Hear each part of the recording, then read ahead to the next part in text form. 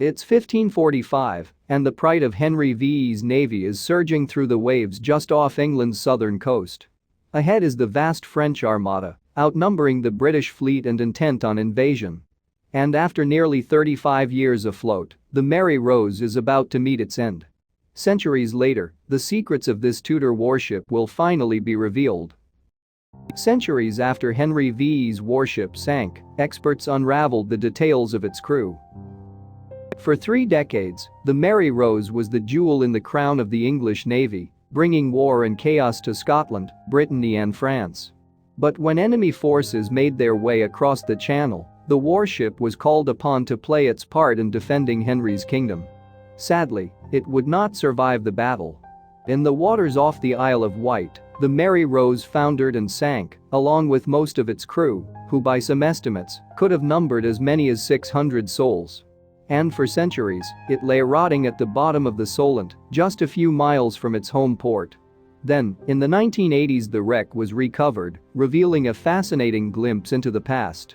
Now, the Mary Rose sits in a museum, its ragged bones concealing a time capsule of Tudor life. And as tourists gaze on in wonder, experts continue to pick apart the artifacts found within the sunken wreck. What clues do they hold about the people who once sailed on this historic warship? And how many stories are there left to tell? Recently, researchers have uncovered some shocking revelations about the men who were lost when the Mary Rose sank off the Isle of Wight. And it's not the first time that Henry VIII's favorite warship has been the subject of some serious myth-busting. After all, many believe that the vessel foundered on its first voyage, but that couldn't be further from the truth. In reality, the Mary Rose sailed in the English Navy for more than 30 years before meeting its fate in the Battle of the Solent in 1545. Before Henry VIII's reign, his predecessors had been reliant on merchant vessels to form makeshift armadas in times of need.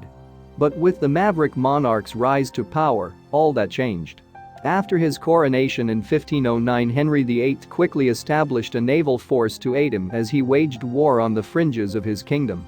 And in 1510, he ordered the construction of 2 ships to join his growing fleet.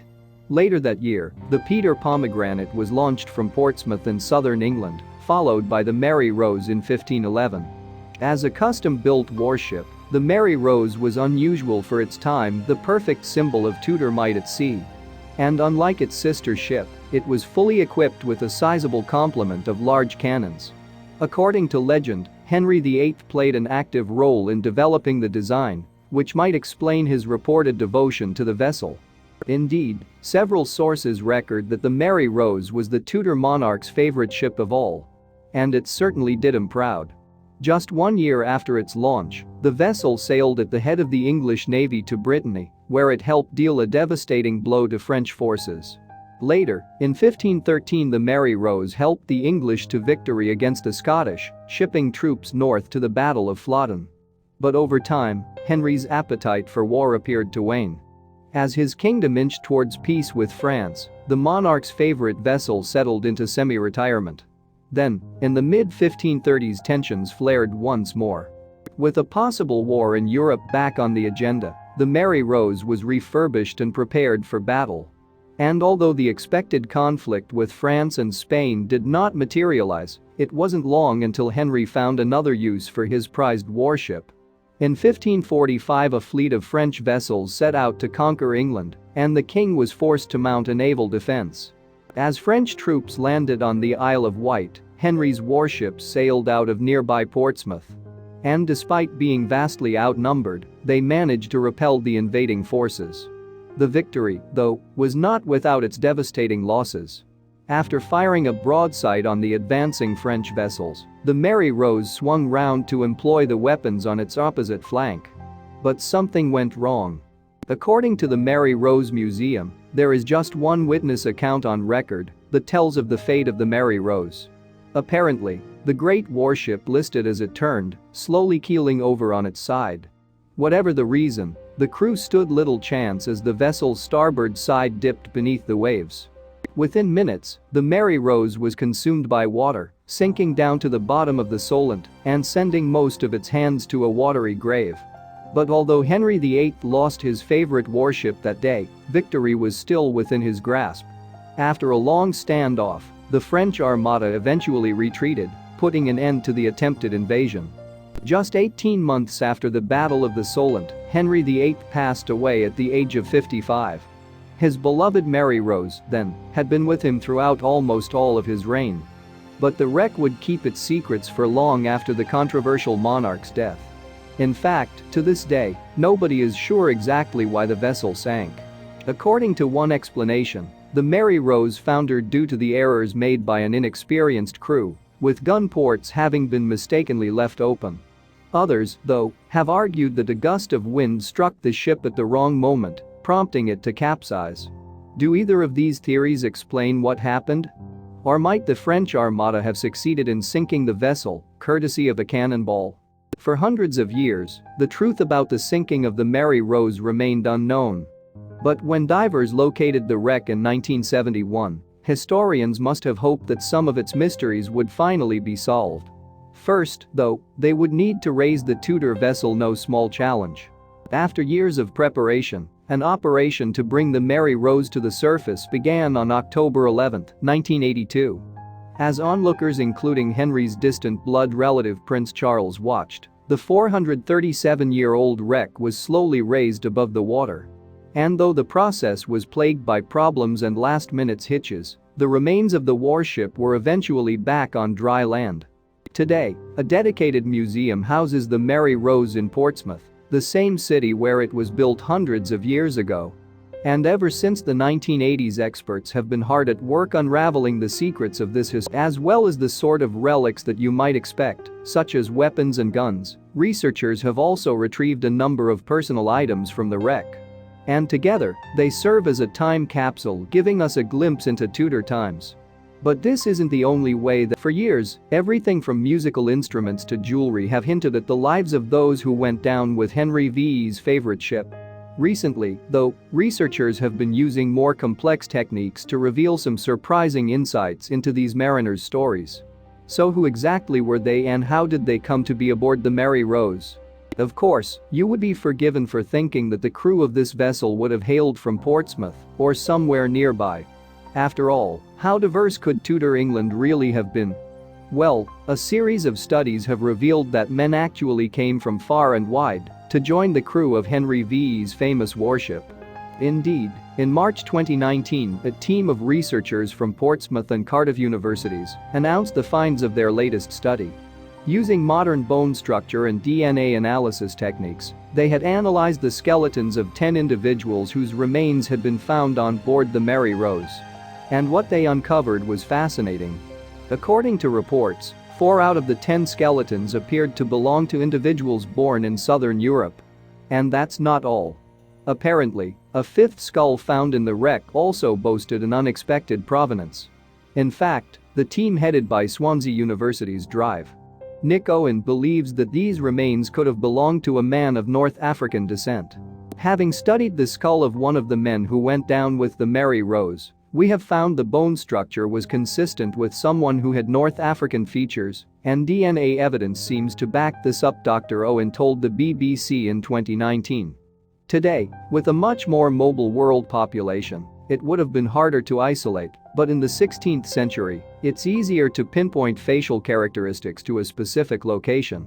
But did this long-dead mariner, dubbed Henry by the researchers, travel thousands of miles just to sail on the Mary Rose? Or did he relocate across continents earlier in life? Amazingly, the team were able to use a technique known as isotope analysis to find a decisive answer to this question. By looking closely at the mariner's skull, researchers were able to determine that he had actually been raised in southern England. Dr. Owen said, "By the time our adult teeth form, the chemical evidence of the food and water in our environment is locked in, and in Henry's case, it's clear he grew up around Portsmouth, the Mary Rose's home port." Perhaps, then, England during the time of Henry VIII was more multicultural than we might have imagined? Dr. Owen continued, "I'm a scientist, not a historian, but it does question a lot of the assumptions we've previously made about how diverse the Tudor population was." Interestingly, this study is not the only one to reveal surprising truths about the Mary Rose's crew. In May 2021, another study was published in Royal Society Open Science, a journal dedicated to academic research. Like the earlier researchers, this team had analyzed human remains found in the wreckage of the Mary Rose. This time, they focused on 7 individuals as well as Henry, the mariner first identified back in 2019. According to reports, previous research had already established the likely professions of these 8 individuals. And although it is impossible to be sure, experts believe that they were, respectively, 2 archers, a cook, a gentleman, a steward, a young sailor, a handyman and an officer. But while it was their possessions that revealed these insights, a closer look at the remains disclosed even more. Once again, researchers used radioactive isotope analysis to learn more about the crew members' lives. According to the magazine New Scientist, the team, headed by Cardiff University's Jessica Scorer, analyzed a small sample of dental enamel from each of the individuals. And the results, it seems, supported the conclusions drawn by the earlier study. Like Dr. Owen and his colleagues, the team found that several of those on board the Mary Rose when it sank were not native to England.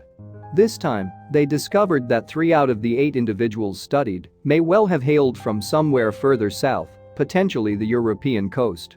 Alternatively, they may have originated in North Africa or Iberia. So what of the other 5? In the study, Scorer and her colleagues support the claims that Henry was a man of North African origin, although likely raised in Britain. In addition, they also confirm that the 4 remaining skeletons also bore similar isotopes, suggesting that they too spent their childhoods in England. It is Henry, though, who seems to have caused the most excitement. Speaking to New Scientist in May 2021, Scorer said, "This is the first direct evidence of a black mariner in Henry VIII's navy. But although such a find is certainly unique, it was not entirely unexpected.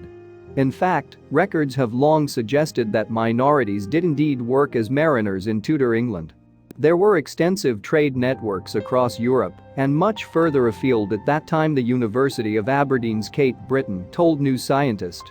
Might such a route have brought Henry from North Africa to England, where he was raised and eventually took a position on a departing ship? Or was there another reason for his presence on the Mary Rose? Although these recent studies have shed some light on the crew of Henry VIII's beloved ship, much of their stories remain untold. But as researchers continue to pick apart the bones of the wreck, more and more facts are likely to come to life. Meanwhile, the Mary Rose is far from the only historic vessel to find itself under scrutiny in modern times. During the reign of Queen Victoria, for example, the clipper Cutty Sark was built, at the time one of the fastest ships in the world. Eventually, though, the rise of steam power rendered the vessel obsolete.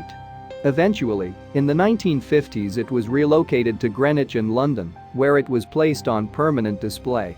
Today, the Cutty Sark is one of the most famous ships in the world, attracting some hundreds of thousands of visitors every year.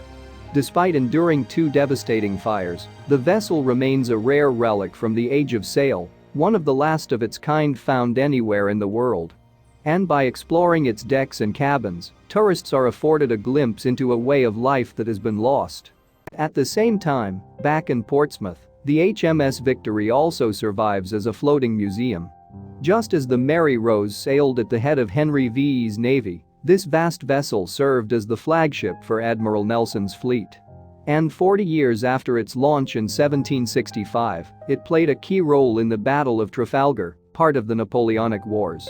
Today, though, the HMS Victory enjoys a somewhat quieter life, moored in Portsmouth Historic Dockyard. There, visitors can climb aboard the 250-year-old ship, imagining what life would have been like for a mariner during the time of George III. Of course, the delicate trek of the Mary Rose can never offer such an immersive experience. But as research continues, we are learning just as much about those who lived and died on board. Thanks for watching, and don't forget to like and subscribe.